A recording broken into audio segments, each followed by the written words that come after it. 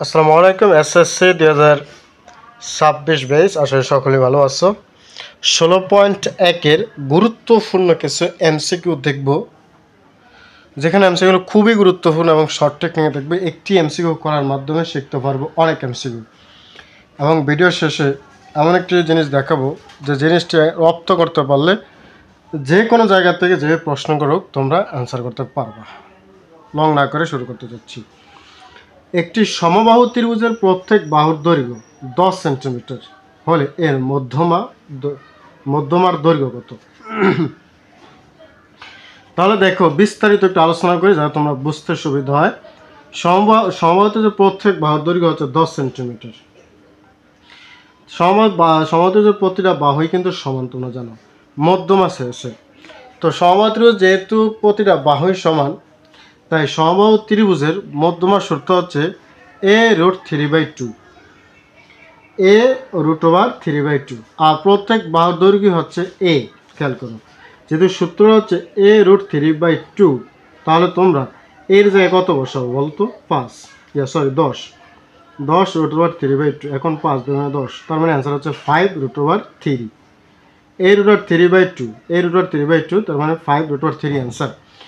তো short technique যেটা বলবো সেটা হচ্ছে, যদি মধ্যমা চায়, খেয়াল করো, যদি মধ্যমা চায় প্রত্যেক বাহুর যে দৈর্ঘ্য দেওয়া থাকবে তাকে 2 ভাগ করবা। কয় ভাগ? 2 ভাগ করে তার সাথে √3 গুণ, অর্থাৎ 5√3। এখন কোনো প্রশ্নে যদি এরকম চায় যে একটি সমবাহু ত্রিভুজের প্রত্যেক বাহুর দৈর্ঘ্য 12 সেন্টিমিটার হলে এর উচ্চতা কত? মধ্যমা শেষ উচ্চতা। বন্ধুরা মনে রাখবা, সমবাহু ত্রিভুজের যেটা মধ্যমা সেটাই উচ্চতা। তাই মধ্যমা তুমি যেভাবে বের করবা, উচ্চতা ঠিক ওই একই নিয়মে বের করবা। অবশ্য সমবাহু ত্রিভুজের যেটা মধ্যমা সেটাই উচ্চতা। এবার আসো, একটা দিয়ে আশা করি এটা দিয়ে দুইটি বুঝতে পেরেছো। আমি সমবাহু ত্রিভুজের যত প্রশ্ন আসে সব প্রশ্ন আলোচনা করবো এই এক ভিডিওতে। একটি সমবাহু ত্রিভুজের ক্ষেত্রফল 12√3 বর্গমিটার হলে পরিসীমা কত? তো তুমি একটু খেয়াল করো, এখানে পরিসীমা চেয়েছে। পরিসীমা বের করতে হলে সমবাহু ত্রিভুজের প্রত্যেক বাহুর দৈর্ঘ্য বের করতে হবে।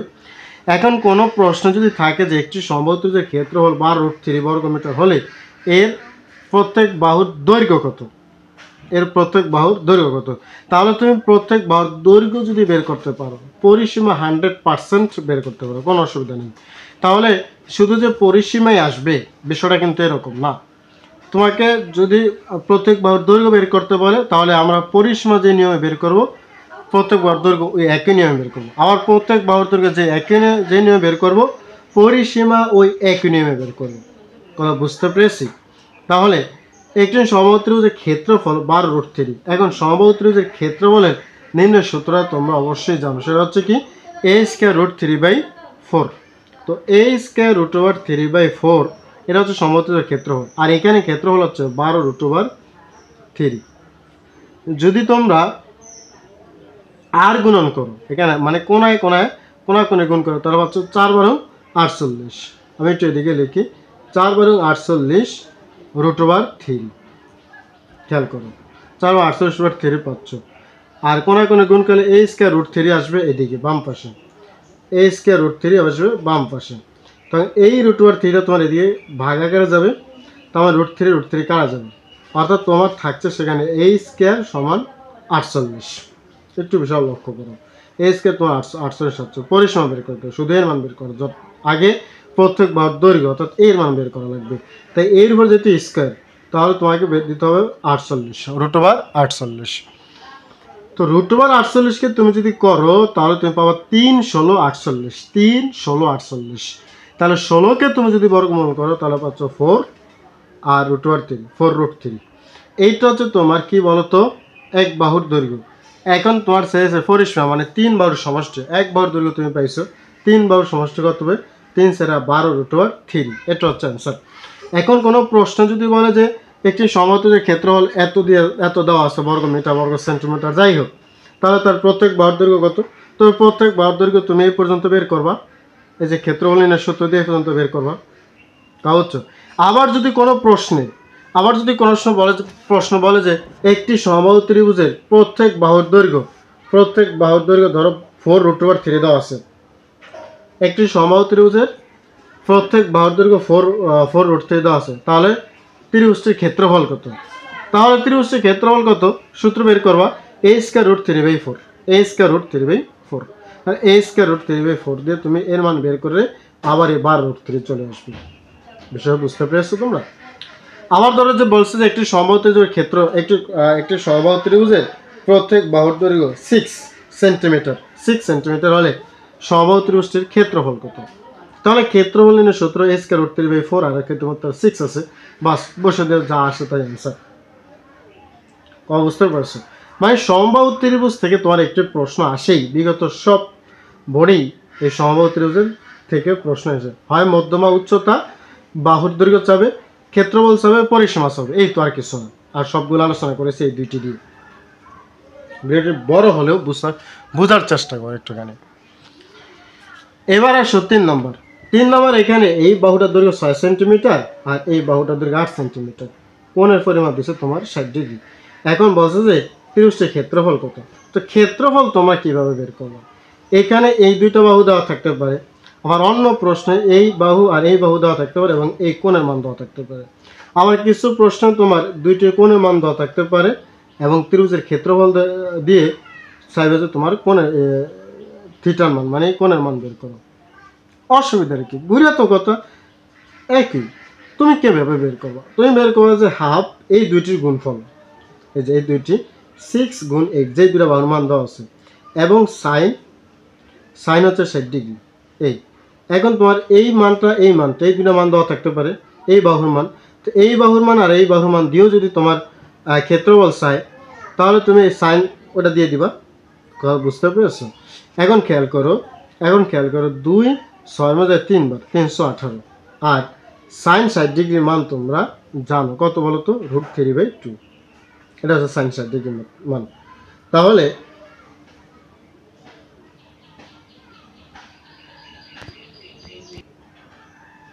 খেয়াল করো 2 6 মধ্যে 3 বার, এখন থাকে 8, 3 আর 24, সরি এখানে 3 আর 24, তাহলে 12 24-এর মধ্যে 2 যায় 12 বার, তার মানে 12√3 হচ্ছে তোমার অ্যান্সার। আসলে বুঝতে পেরেছো? তো এই হচ্ছে তোমার বিষয়। এখন কোনো প্রশ্নে ধরো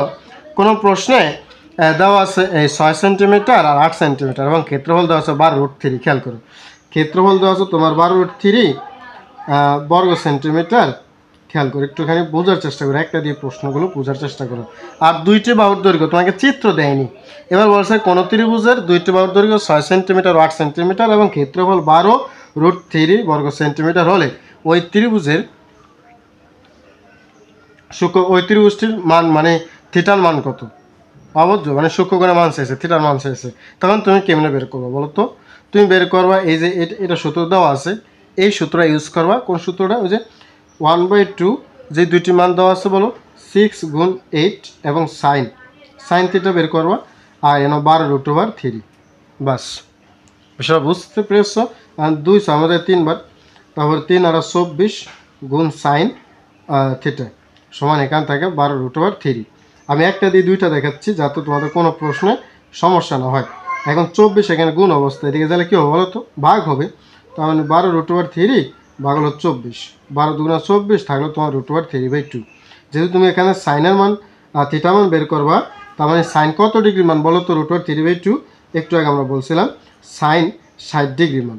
এখন তুমি উভয় পক্ষ থেকে সাইন বাদ দিলে থিটা সমান থেকে যাবে 60 ডিগ্রি, অর্থাৎ এই 60 ডিগ্রি মান তোমার বেরিয়ে আসবে। আসলে বুঝতে পেরেছো যে একটি প্রশ্ন দিয়ে অন্য একটি প্রশ্ন ঘুরিয়ে করলে তোমরা কীভাবে সেই অ্যান্সারটা করতে পারবা।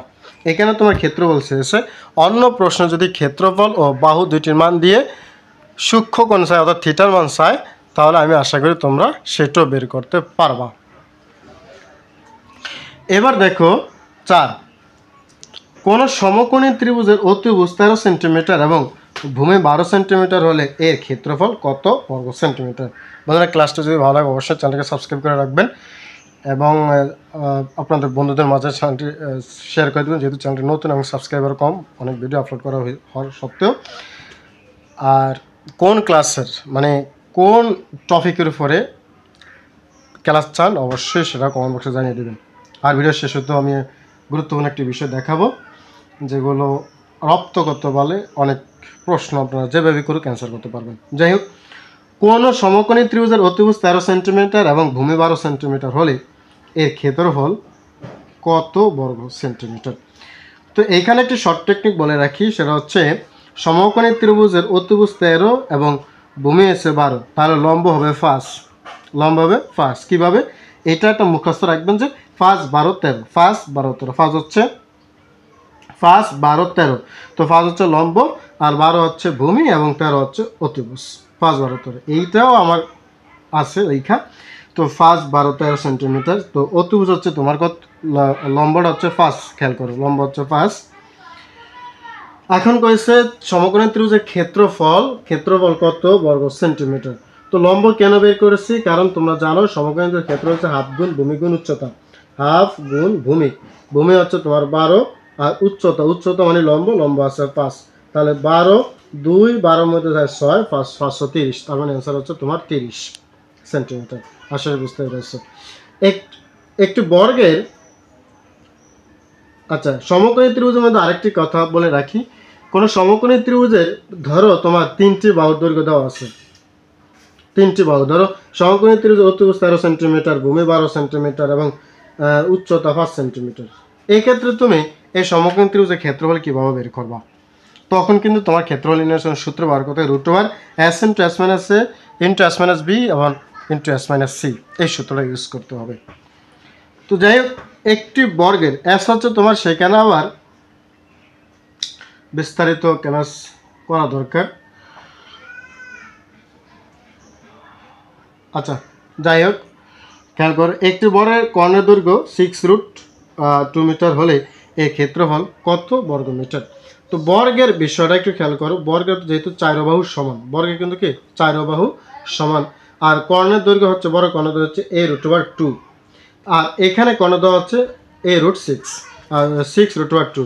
তাহলে আমরা জানি বড় কর্ণের দৈর্ঘ্য a√2 আর এখানে তোমার দেওয়া আছে 6√2, তাহলে সমান যদি হয় a√2 সমান 6√2, বপক্ষের থেকে তুমি √2 বাদ দিলে থাকবে a সমান 6। তার মানে বড় ক্ষেত্রফল তোমরা খুব সহজে বের করতে পারবা, কারণ বড় ক্ষেত্রফল বাহুর দৈর্ঘ্য স্কয়ার, অর্থাৎ 6 এর উপরে তুমি যদি স্কয়ার করো 36 সেন্টিমিটার। আশা করি তোমরা এই বর্গের বিষয়টা বুঝতে পেরেছো। তো আমরা আজকে সমবাহু ত্রিভুজের যত কোয়ালিটির প্রশ্ন রয়েছে যেভাবেই হোক আমরা সবগুলো আলোচনা করেছি, এবং এখানে কোন কোন ও বাহুর সাথে সম্পর্কিত যেই এমসিকিউ রয়েছে সেটা আমরা আলোচনা করেছি, সমকোণী ত্রিভুজের এমসিকিউ আলোচনা করেছি এবং চতুর্ভুজের বর্গ নিয়ে আলোচনা করেছি। পরবর্তী ভিডিওতে আমরা চতুর্ভুজের অর্থাৎ 16.2 সমস্ত এমসিকিউগুলো নিয়ে আমরা আলোচনা করব। তো তারপর আমি যেটা বলেছিলাম বন্ধুরা, সেটা হচ্ছে এই বইটা তোমরা দেখতে পাচ্ছ, পরিমিতি। এটা আমার লেখা একটি সংক্ষিপ্ত বই। এই বইটি যে প্রশ্নগুলো আছে খেয়াল করো, এখানে রয়েছে তোমার সমকোণী ত্রিভুজের প্রয়োজনীয় সূত্রাবলী, আর ত্রিভুজের 2 বাহু তাদের অন্তর্ভুক্ত কোণ দেওয়া থাকলে কীভাবে বের করবো একটু আগে আমরা বের করেছি, এবং ত্রিভুজের 3 বাহু দেওয়া থাকলে কীভাবে আমরা মধ্যমা বা উচ্চতা, এই যে মধ্যমা বা উচ্চতা একই, ক্ষেত্রফল এবং পরিসীমা বের করব। সমবাহু ত্রিভুজ থেকে অনেক প্রশ্ন, বিগত সালের বহু প্রশ্ন সমবাহু ত্রিভুজ থেকে এসেছে, সেটা হচ্ছে মধ্যমা উচ্চতা এবং ক্ষেত্রফল ঘুরিয়ে ফেসিয়ে যেভাবে হোক এই 2টি প্রশ্নই এসেছে। তো সেগুলো তোমরা কীভাবে বের করবা খুব সহজে এই সূত্রের মাধ্যমে, এবং সমদ্বিবাহু ত্রিভুজের ক্ষেত্রফলের মধ্যমা উচ্চতা একই এবং ক্ষেত্রফল কীভাবে বের করবা, এবং ক্ষেত্রফল আর 2 বাহুর দৈর্ঘ্য দিয়ে যদি তোমার সমান সমান বাহুর দৈর্ঘ্য চায়, মানে এক বাহুর দৈর্ঘ্য এবং ক্ষেত্রফল দিয়ে যদি সমান সমান বাহুর দৈর্ঘ্য চায়, সেটা তোমরা কীভাবে বের করবা সেই সূত্র এখানে উল্লেখ করা রয়েছে। অর্থাৎ এগুলো তুমি রপ্ত করতে পারলে তুমি সমস্ত প্রশ্ন আনসার করতে পারবা। এবার হচ্ছে চতুর্ভুজের আয়তের ক্ষেত্রে যে বৈশিষ্ট্যগুলো এবং সূত্র এখানে দেওয়া রয়েছে, বড় ক্ষেত্রের আয়ত্ত বৈশিষ্ট্য সূত্রগুলো এখানে দেওয়া রয়েছে, এবং সামান্তরিকের সমস্ত বিষয়গুলো এখানে উল্লেখ করেছি। রম্বস, ট্রাপিজিয়াম এবং সুষম পঞ্চভুজের শীর্ষকোণ, বাহুর সংখ্যা এবং কর্ণ সংখ্যা কীভাবে বের করবা এগুলো সব এখানে উল্লেখ করা রয়েছে, এবং আয়তকার ঘনবস্তুর সম্পর্কে ও ঘনক এবং বেলন সম্পর্কে সমস্ত তথ্য এখানে উল্লেখ করা রয়েছে। তাই এইখানে যতগুলো সূত্র উল্লেখ করা রয়েছে সমস্ত সূত্রগুলো তুমি যদি পড়তে পারো তাহলে 100% যে কোনো প্রশ্ন এমসিকিউ করলে তোমরা কমন করতে পারবা। বইটি লেখা রয়েছে 2023 সালে। তোমাদের কারো যদি লাগে অবশ্যই কমেন্ট করে জানাতে পারো। ধন্যবাদ সবাইকে, আল্লাহ হাফেজ, আসসালামু আলাইকুম।